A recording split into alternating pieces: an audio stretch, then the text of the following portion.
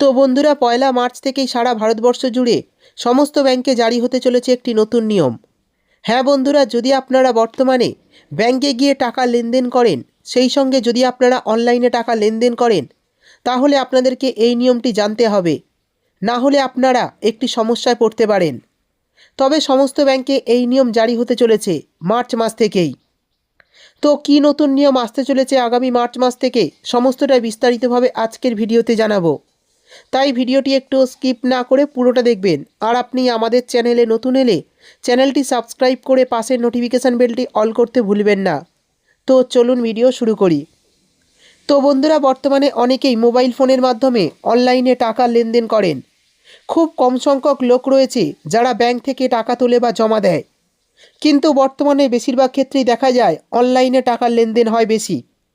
তবে এই মুহূর্তে একটি আপডেট জানানো হয়েছে, যেটা আপনাদের জানা খুবই জরুরি। তো চলুন দেখে নিই কী আপডেট এসছে ব্যাংকিং পরিষেবার ক্ষেত্রে, যেটা আপনাদের কিন্তু পয়লা মার্চ থেকেই মানতেই হবে। দেখুন, বলা হয়েছে আপনার ব্যাংক অ্যাকাউন্টে টাকা লেনদেন করার আগে এবার একটু সাবধান হতে হবে। সাধারণ মানুষের প্রতিদিনের আর্থিক অভ্যাসে বড়সড় প্রভাব ফেলবে পয়লা মার্চ থেকে কার্যকর হওয়া স্টেট ব্যাংক অফ ইন্ডিয়ার নতুন যে আইএমপিএস যে চার্জ রয়েছে, সেই চার্জ। এখন থেকে 25,000 টাকা পর্যন্ত লেনদেন সম্পূর্ণ বিনামূল্যে করা গেলেও এর বেশি টাকা পাঠাতে গেলে এখন গুনতে হবে অতিরিক্ত মাসুল। অর্থাৎ এসবিআইয়ের ক্ষেত্রে এই নতুন নিয়ম চালু হচ্ছে। সেই সঙ্গে অন্যান্য ব্যাংকের ক্ষেত্রেও কী নিয়ম চালু হচ্ছে সেটাও জেনে নেব। ইতিমধ্যে এসবিআই পরিষ্কার বলে দিয়েছে, অর্থাৎ স্টেট ব্যাংক অফ ইন্ডিয়া পরিষ্কার জানিয়ে দিয়েছে যে আইএমপিএসের যে চার্জ সেটা এসবিআই পরিবর্তন করেছে। যদি আপনারা 25,000 টাকার বেশি লেনদেন করে থাকেন, তাহলে আপনাদের অতিরিক্ত চার্জ দিতে হবে। কিন্তু যদি আপনারা প্রতিদিন 25,000 টাকার কম লেনদেন করেন, সেক্ষেত্রে কিন্তু কোনো চার্জ আপনাদের লাগবে না, অর্থাৎ কোনো অতিরিক্ত চার্জ আপনাদের দিতে হবে না। যদি 25,000 টাকার কম লেনদেন প্রতিদিন করেন, বেশি হলেই কিন্তু আপনাদের অতিরিক্ত চার্জ কাটা হবে। সেই সঙ্গে বলা হয়েছে অনলাইন ও ব্যাংকিং সমস্ত কিছু উভয়ের ক্ষেত্রেই কিন্তু এই নতুন প্রযোজ্য হবে নিয়মটি, যা সরাসরি গ্রাহকদের পকেটে টান পড়তে পারে। অর্থাৎ অনলাইন এবং অফলাইন দুটি ক্ষেত্রেই কিন্তু এটি প্রযোজ্য। সেই সঙ্গে পয়লা এপ্রিল থেকে প্যান কার্ডে আসতে চলেছে বড়সড় বদল। স্থাবর সম্পত্তি কেনাবেচার জন্য প্যান কার্ড জমা দেওয়ার সীমা 10 লক্ষ টাকা থেকে বাড়িয়ে 20 লক্ষ টাকা করা হচ্ছে। এছাড়া বছরে 10 লক্ষ টাকার কম নগদ জমা বা উত্তোলনের ক্ষেত্রেও আর প্যান কার্ড বাধ্যতামূলক প্রয়োজন পড়বে না।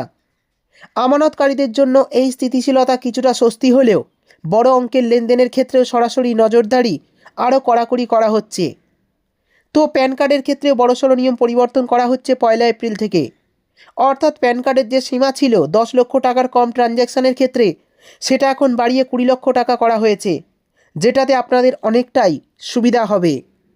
তো বন্ধুরা, সমস্ত ব্যাংকিং পরিষেবার ক্ষেত্রে বেশ কিছু নতুন পরিষেবা ধার্য করা হয়েছে। সেটা এসবিআই বলুন, অর্থাৎ স্টেট ব্যাংক অফ ইন্ডিয়া বলুন, এইচডিএফসি বলুন, অ্যাক্সিস ব্যাংক, ইউনিয়ন ব্যাংক, সমস্ত ব্যাংকের ক্ষেত্রে বেশ কিছু নিয়ম বা পরিষেবা চালু করা হচ্ছে। এরই পাশাপাশি পিএনবি অর্থাৎ পাঞ্জাব ন্যাশনাল ব্যাংকের ক্ষেত্রেও নতুন নিয়ম ধার্য করা হয়েছে। তাদের যে ব্যাংক অ্যাকাউন্ট করার যে টাকা ছিল, সেই টাকা চার্জ বাড়ানো হয়েছে। সেই সঙ্গে এটিএমের চার্জ, এই এটিএমের চার্জও বাড়িয়ে দেওয়া হয়েছে। যদি আপনারা 5 বারের বেশি লেনদেন করে থাকেন এটিএমের ক্ষেত্রে, সেক্ষেত্রে যে চার্জ, সেই চার্জের টাকাও বাড়ানো হয়েছে, এমনটাই সূত্রের তরফে খবর। অর্থাৎ বুঝতেই পারলেন, এটিএমের চার্জেও কিন্তু বাড়ানো হয়েছে। অর্থাৎ আগে যে এটিএমের চার্জ কাটা হতো, সেটা কিন্তু বর্তমানে বাড়িয়ে দেওয়া হয়েছে। সমস্ত ব্যাংকেই পয়লা মার্চ থেকে কিন্তু পরিষেবায় বড়সড় পরিবর্তন আনা হয়েছে। সেই সঙ্গে পয়লা এপ্রিল থেকে কিন্তু প্যান কার্ডেও বড়সড় বদল আসতে চলেছে। অর্থাৎ প্যান কার্ডে যে আপনারা আগে 10 লক্ষ টাকা সুবিধা পেতেন, এবার থেকে কিন্তু ট্রানজ্যাকশানের ক্ষেত্রে সেটা এখন বাড়িয়ে 20 লক্ষ টাকা করা হয়েছে। তো বন্ধুরা, এই বিষয়ে যদি আপনার কিছু জানার থাকে, আমাদের অবশ্যই কমেন্ট করে জানাবেন। ভিডিও ভালো লাগলে একটি লাইক দিয়ে চ্যানেলটি সাবস্ক্রাইব করতে ভুলবেন না। দেখা হবে পরের একটি ভিডিওতে।